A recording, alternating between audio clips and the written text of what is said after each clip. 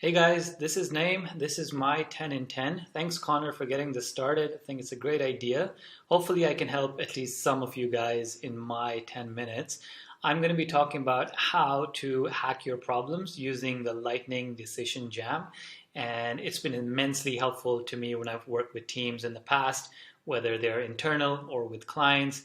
And currently, as co-owners of the business, my wife and I keep coming back to this routinely every time we're stuck on a problem. And just to set the context, there are some problems with problem solving, right? We've all been in the trap where we're having useless, open-ended, unstructured discussions and ideas are floating around. No one's taking notes and everyone's overestimating their intelligence. We usually end up getting fatigued from working on endless and unprioritized problems. And what happens more often than not is that the loudest prick usually wins. So this is the magic solution that we use. One key point, no one's allowed to talk during this exercise. You're going to act as if you're deaf and mute for most part of it. We don't let conversations derail us. Let your pen or your pencil do the talking in this one. So instead of selling it to you further, let's just jump in to see how it works, and you guys can decide if it's something that you're willing to try out. So step number one, you're going to draw a nice, pretty sailboat on a wall, chart paper, whiteboard, whatever floats your boat.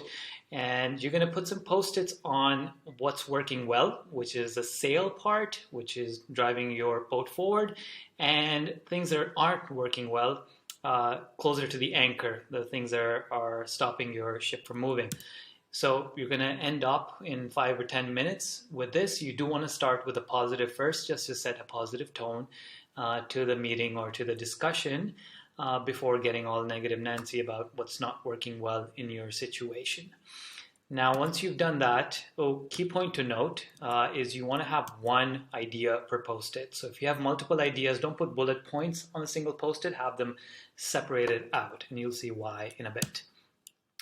Next, what you're going to do is prioritize these problems. So you're going to give everyone some little stickers, whatever color suits your fancy, and you basically use that as currency to vote on a problem that's most concerning to you or you think has the biggest negative impact on the business or the project or whatever it might be, and you'll start to see a pattern emerging. And what you need to do is then vertically place or prioritize the problems with the highest votes. The most hate that you can receive on a certain post-it goes on the top.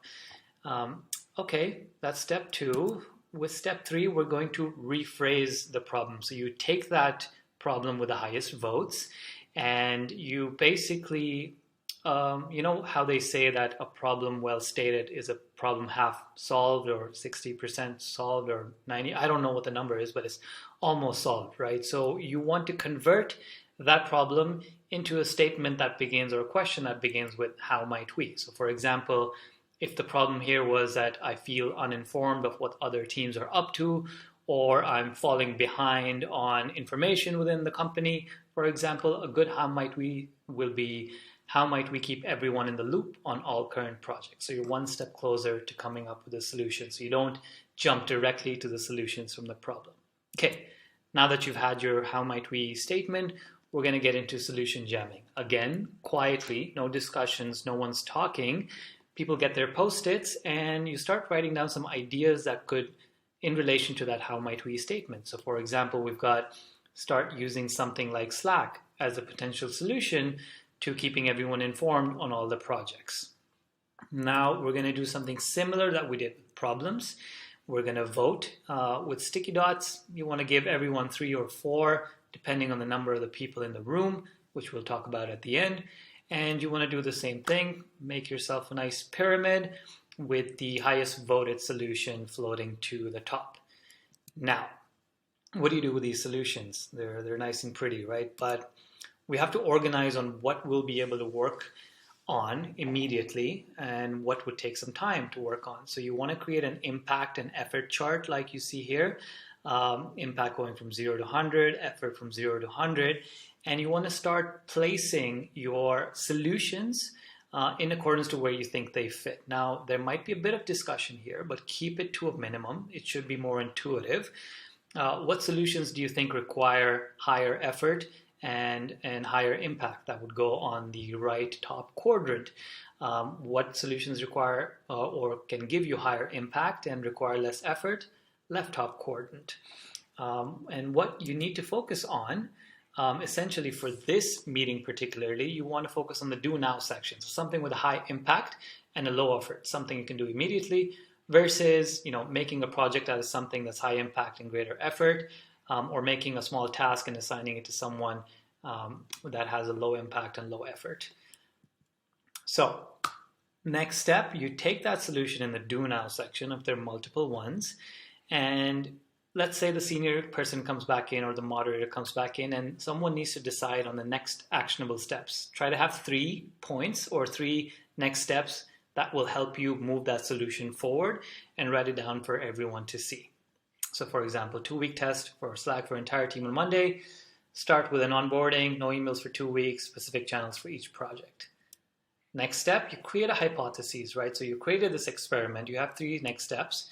Define your expected outcome, what do you think will happen, and set up some parameters of success. So how would you know that using Slack is going to benefit your company, for example, on keeping everyone on loop on all the projects?